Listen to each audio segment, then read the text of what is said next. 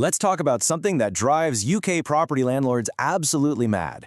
You do everything by the book. You get that perfect credit score, and you still get told no for the finance you need. It's a hugely common problem, and frankly, it's confusing. So today, we're going to pull back the curtain on exactly why this happens and give you a clear plan to fix it. Picture this, right? You've managed your finances perfectly. Every bill is paid on time, you've kept your debts low, and boom, you've hit the jackpot, a perfect 999 score from Experian. You found the ideal next property for your portfolio, you go to the lender, and they come back saying, sorry, we can only do 90%. Suddenly, you're short £10,000 for the deposit. Sound familiar? It feels totally unfair and is a massive roadblock for so many landlords right now.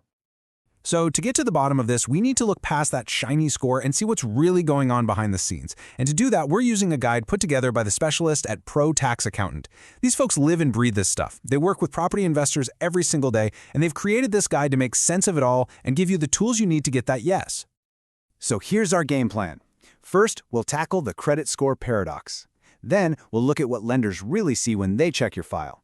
After that, we'll break down the 3 affordability tests that actually matter. We'll give you a 5-step action plan, cover the special rules for portfolio landlords, and then wrap it all up so you can secure your next deal. Okay, let's jump right in.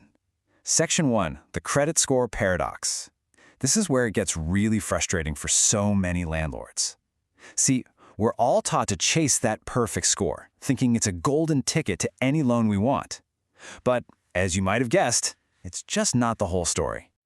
And listen to this. This is a direct quote from someone going through this exact problem. They did everything right, got the top score, and still couldn't get the numbers to work. That feeling of it being terrible and unfair, well, that comes from a huge misunderstanding about how buy-to-let finance actually works. The number you see on your app is not the key to the castle. And here's where most people get tripped up. The score you see is just the cover of the book. It's a simple, neat summary. But lenders, oh, they open that book and read every single page. And they all read it differently. This is the big disconnect. You see one number, the lender sees your entire 6-year financial history, the raw data. And they feed that data into their own unique internal scoring system. They don't really care what Experian score is, they care what their risk model says. Every lender has a different appetite for risk, so they build their own formula to figure out if you're a good bet for them. And to make it even more complicated, get this. There isn't even one standard score in the UK. You've got the big 3, Experian, Equifax, and TransUnion, and they all have completely different scoring systems. A score of 700 is top tier with Equifax, but it would be pretty poor with Experian. A lender might check with 1, 2, or all 3, so you could be a star pupil for one and still have issues with another. And here's a little secret you might find interesting. Lenders have figured out that what you did 6 years ago isn't a great predictor of what you'll do next month. Your recent behavior, say in the last 1 to 3 years, is way more important to them. That one missed payment from 5 years ago, if you've been perfect since, it's mostly just noise. They're focused on the quality and the currency of your history, not just the length of it. So the big question is, if the score isn't the be-all and end-all, what is? Well, for a buy-to-let mortgage, it all comes down to 3 key pillars of affordability. You'll definitely want to hear this part, because this is what truly decides how much you can borrow. First up, and this is the absolute big one for landlords, is the interest coverage ratio, or ICR. This is the bedrock of buy-to-let lending. It's a simple test. Does the rent coming in cover the mortgage payments with a good safety buffer on top? The standard is usually 125%.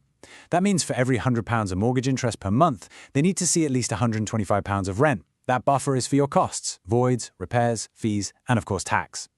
For higher rate taxpayers, that can even jump to 145%.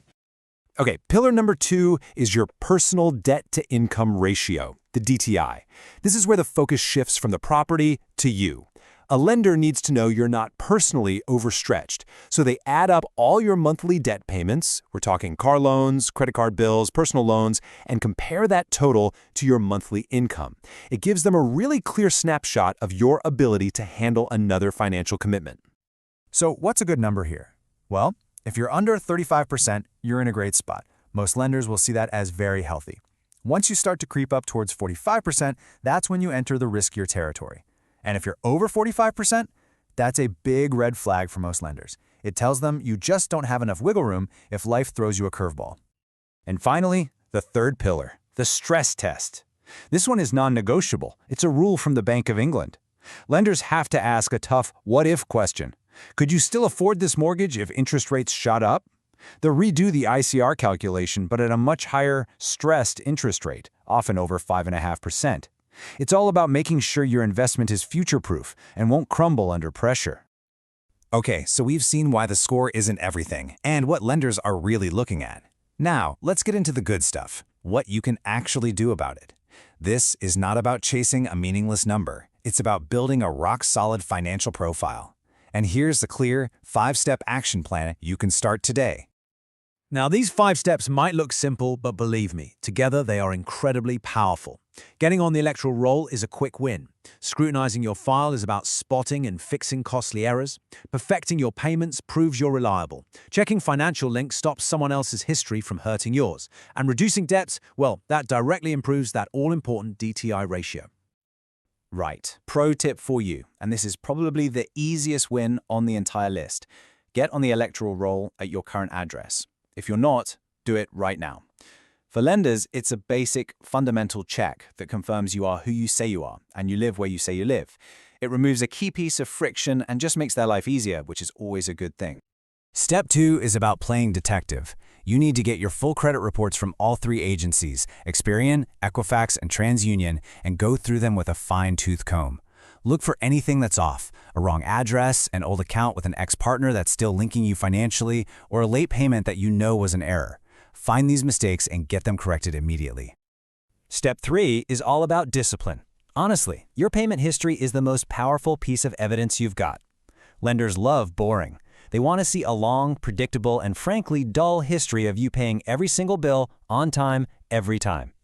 One late payment can haunt you for 6 years, so consistency is absolutely king. Okay, stay with me here because this next point is crucial for any serious property investor. If you have a growing portfolio or you're about to buy your 4th mortgage property, the rulebook gets a whole new chapter. You're about to be looked at in a completely different way. Remember we talked about the PRA, the regulatory part of the Bank of England? Well, they have an official definition for a portfolio landlord. It's anyone with 4 or more mortgaged buy-to-let properties. The moment you cross that line, you're no longer seen as just a personal investor. You're a business, and lenders are legally required to put you under a much more intense microscope. Now, there's a lot of detail here, but it all boils down to one thing. You have to prove your entire operation is a well-run, profitable business. They'll want to see a proper business plan. They'll need a spreadsheet of your entire portfolio, values, rents, mortgages. They'll analyze your cash flow across all properties, and they'll want a full statement of your assets and liabilities, including your tax position. It's no longer about one property. It's about the sustainability of the whole enterprise. Right, let's pull all of this together. We've busted the myth of the perfect credit score and looked at the metrics that really move the needle. The crucial point to take away from all of this is, To get the best finance deals, you have to stop obsessing over that score and start thinking like a lender. It's about telling them a convincing story. A story of affordability, proven by your ICR. A story of personal stability, proven by your DTI. And a story of resilience, proven by passing that stress test. For portfolio landlords, it's about proving you're a pro. The score is just the headline. The full story is in the details. Now, just before we finish, a very important note. This information is for general guidance. It is not a substitute for professional financial advice that's tailored to your own situation. And, of course, please remember that your property may be repossessed if you do not keep up repayments on a mortgage.